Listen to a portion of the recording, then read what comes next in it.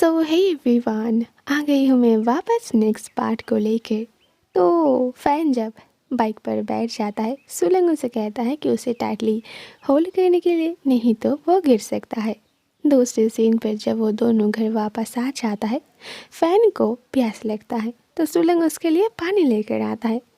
Fan उसके हाथ से ग्लास लेकर पानी पीते हुए उसे कहता है, तुम सबका कितना टेक केयर करते हो। सुलंग कहता है, क्यों, आपको जेलसी फील हो रहा है। फैन ग्लास को टेबल पर रख के उसे अपने लैप पर बिठा लेता है, फिर उसके नेक पर किस करता है।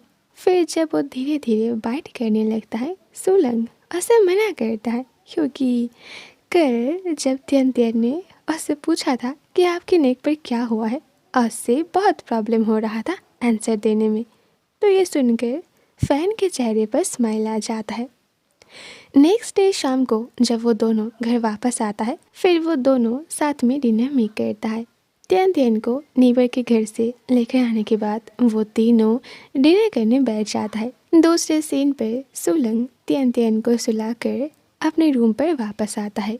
फैन जब रेडी हो रहा था वापस जाने के लिए, क्योंकि जब से उन दोनों के बीच सब कुछ ठीक हो गया है, फैन कभी भी सुलंग के घर पर स्टे नहीं करता है। रात के 10 या 11 बजे के बाद वो चला जाता है और नेक्स्ट डे मॉर्निंग पर वो ब्रेकफास्ट लेकर फिर से आ जाता है। तो ऐसे ही आज जब वो रेडी हो रहा था, वो सुलंग से कहता है कि बिजनेस की काम की वजह से उसे 3 दिन तक बाहर रहना पड़ेगा, तो आज रात के लिए क्या वो यहाँ रुक जाए। लेकिन सुलंग डोर के बाहर जाके उसे बाहर आने के लिए इशारा करता है और कहता है कि जल्द से जल्द अपना काम ख़त्म करके वापस आओ। 3 दिन के बाद एक दिन शाम को सुलंग कॉफ़ी ऑर्डर करके रेस्टोरेंट पर बैठा हुआ था। तब एक वेटर उसके पास आके कॉफ़ी सर्व करता है और उससे पूछता है कि क्या उन्हें कुछ चाहिए। सुलंग उसके हैंड को होल्ड करके कहता है कि मैं तुम्हें टिप्स दूंगा, लेकिन उससे पहले मैं तुम्हें टेस्ट करना चाहता हूँ। तो वेटर कहता है, एज यू विश। वो कोई और नहीं, फैन जाओ था। दूसरे सीन पर स्टफ लॉकर रूम दिखाया जाता है, जहाँ पर सुलंग फैन को वॉल पर पुश करके उसे किस कर रहा था। लेकिन इसी दौरान जब उसके नेक का कॉलर उसे डिस्टर्ब कर रहा था, तो वो फैन से कहता है कि क्या आप अपना कॉलर के बटन्स को ओपन करेंगे। तो फैन जल्दी से अपने बटन्स को ओपन कर देता है। वो दोनों बस एक दूसरे को किस कर ही रहा था, तभी डोर पर कोई नॉक करता है और एक स्टाफ उससे कहता है कि फैन जाओ, क्या तुम अंदर हो, देखो जल्दी से मेरा वर्क क्लॉथ मुझे वापस करो, मैनेजर मुझे ढूंढ रहा है। फैन जल्दी उसके हैंड को होल्ड करके वॉशरूम के अंदर चला जाता है और डोर को बंद कर देता है, क्योंकि इस वक्त कोई भी उन दोनों को डिस्टर्ब करे ये उन्हें बिल्कुल पसंद नहीं। फिर वो दोनों एक दूसरे को डीपली किस करने लगता है। दूसरे सीन पर सुलंग वापस आकर चेयर पर बैठ जाता है। फैन जब कुछ खाना लेकर उसके टेबल के पास आ रहा था, वो नोटिस करता है कि अब उसके साथ प्रेसिडेंट सी भी मौजूद है। फैन को सामने आते हुए देखकर प्रेसिडेंट सी सुलंग से कहती है, तो आखिर में तुम उसके साथ रहने के लिए राज़ी हो गए। तुमने कहा था कि तुम कभी भी पलट कर नहीं देखोगे। तो फिर सुलंग कुछ नहीं कहता और बस स्माइल करता है। फैन जब आकर उनके पास बैठ जाता है, तो सुलंग उसके शोल्डर पर हाथ रख के कहता है कि ये मेरा लवर है और अब से हम दोनों साथ रहेंगे। तो फैन खड़ा होकर प्रेसिडेंट सी को ड्रिंक सर्व करते हुए अपना इंट्रोड्यूस उन्हें देता है और ये भी कहता है कि मुझे आपको थैंक यू कहना चाहिए, क्योंकि आपने एक बार सुलंग की हेल्प की थी। अगर उस दिन आप सुलंग को मुझसे दूर नहीं लेकर जाते तो पता नहीं उस दिन क्या हो जाता। उस वक्त मैं एक बैडमैन था, लेकिन अब मैं बदल गया हूँ। उन दिनों मैंने सुलंग के साथ जो कुछ भी किया था, मुझे पता है कि वो सब कुछ उसके लिए बहुत पेनफुल था, पर मैं आगे से ये मेक श्योर करूँगा कि मुझसे कोई भी गलती ना हो। प्रेसिडेंट सी सुलंग की ओर देखकर कहते हैं कि हर इंसान के लिए बुरा बनना बहुत आसान होता है, लेकिन बैटमैन बनने के बाद गुड मैन बनने में बहुत वक्त लगता है। पर अगर तुमने डिसाइड कर ही लिया है कि तुम उसे प्रोटेक्ट करोगे तो फिर ठीक है। मैं बस यही होप करूँगी कि आने वाली ज़िंदगी तुम दोनों के लिए अच्छा हो। अभी मुझे चलना पड़ेगा। फिर वो ड्रिंक की ग्लास को पूरी ख़त्म करके उठकर सुलंग की शोल्डर पर हाथ रखती है और कहती है, अगर कभी भी तुम्हें ऐसा लगे कि तुम इस चैप्टर को ख़त्म करके आगे बढ़ना चाहते हो तो मेरे पास आ जाना। मेरे पास बहुत सारे कॉन्टैक्ट्स हैं एंड आई होप कि वो तुम्हें पसंद आएगा। तो सुलंग भी स्माइल करते हुए हाँ कहता है। नेक्स्ट डे सी हुआ कार में बैठा हुआ था और उसके पास वाली सीट पर एक लड़की बैठी हुई थी और उसका नाम है एन। वो फैन का गर्लफ्रेंड थी। अब वो उसके पास वापस आना चाहती है तो सी हुआ उसे समझाता है कि बहुत प्रॉब्लम को फेस करने के बाद फाइनली फैन को सुलंग मिला है और अब वो दोनों खुश है।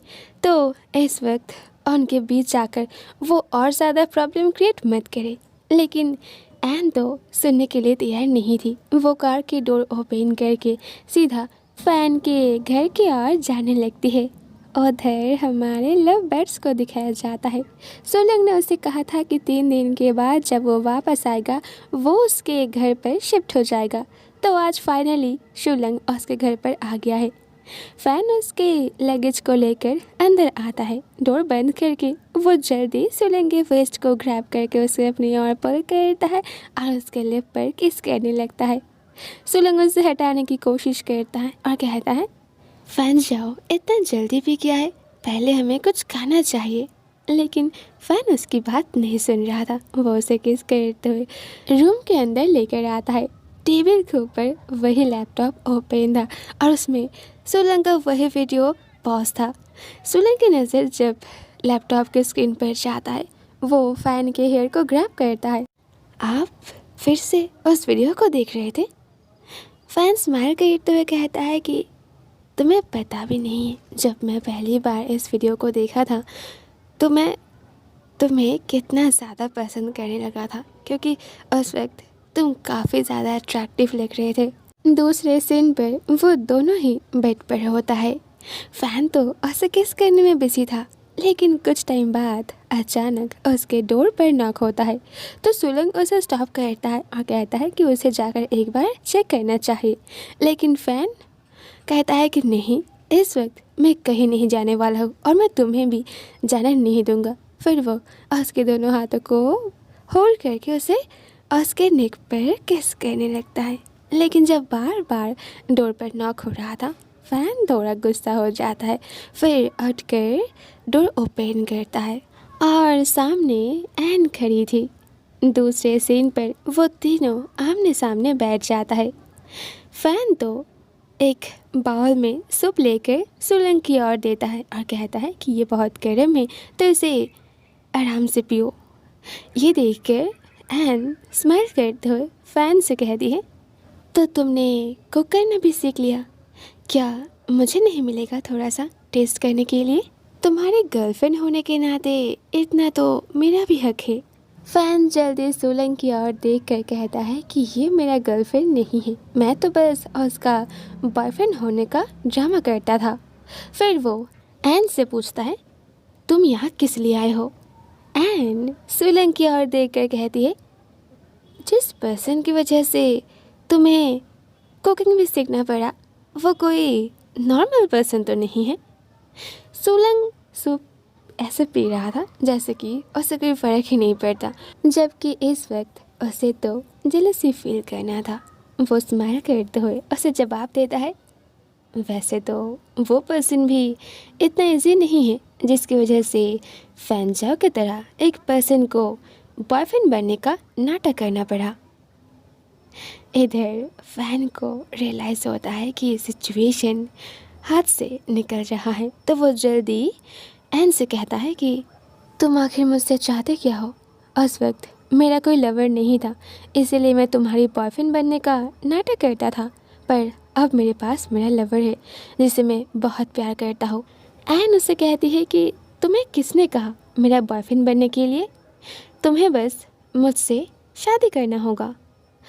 फैन सरप्राइज हो जाता है, तुम्हें पता भी है कि तुम क्या बोल रहे हो? शादी और तुमसे। क्यों? तुमसे शादी करने के लिए तो बहुत सारे लोग लाइन में खड़ी हुई है, उन्हीं में से किसी को चूज़ कर लो। एन उठकर उसके पास आती है, फिर उसके पॉकेट से एक सिगरेट निकालकर उसे कहती है, हाँ मैं जानती हूँ कि मुझसे शादी करने के लिए बहुत से लोग पागल हैं, लेकिन अगर मुझे कोई पसंद नहीं करता है तो वो है सिर्फ तुम। देखो, मैं तुमसे ज़्यादा कुछ नहीं मांग रही हूँ, बस मुझसे शादी कर लो। ये कहते ही वो रोने लगती है, लेकिन फैन को उसके ड्रामा अच्छे से पता है, तो वो कहता है, देखो तुम मेरे सामने मत रो। तुम्हारी स्टूपिड सी आंसू से तुम बाकियों को तो स्टूपिड बना सकते हो, पर मुझे नहीं। असली बात क्या है वो बताओ। एन जल्दी अपने नकली आंसू को पोंछ लेती है और उसे सब कुछ बता देती है कि एक पर्सन था जिसके साथ उसने नाइट स्पेंड की थी, और उसने बस ऐसे ही मजाक में उससे कहा था कि वो उससे शादी करेगी, और अब वो पर्सन उसके पीछे पड़ गया है। एन के फैमिली को जब उस पर्सन के बारे में पता चला तो वो लोग उससे मिला, और तब उन्हें पता चला कि वो एक अच्छा इंसान है, और इसीलिए अब वो लोग चाहता है कि एन उससे शादी कर ले, लेकिन एन उसके साथ शादी नहीं करना चाहती है, और यही प्रॉब्लम है। अगर फैन उसके साथ शादी कर लेगी तो ये प्रॉब्लम ख़त्म हो जाएगी।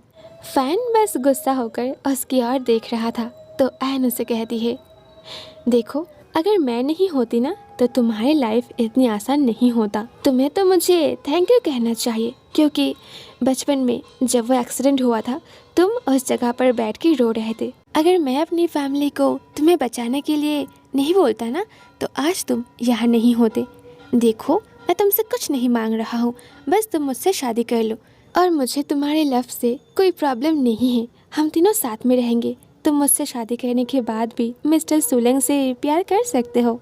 अब सुलंग जो पास में बैठा हुआ था वो एन से पूछता है, क्या वो पर्सन बहुत बुरा था? एन कहती है कि नहीं, वो तो एक अच्छा इंसान था। तो सुलंग कहता है, तो फिर तुम्हें उससे शादी करने में क्या प्रॉब्लम है?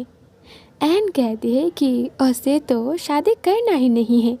ऑल राइट, लौटूंगी बहुत जल्द नेक्स्ट पार्ट के साथ। सी यू सून, टाटा।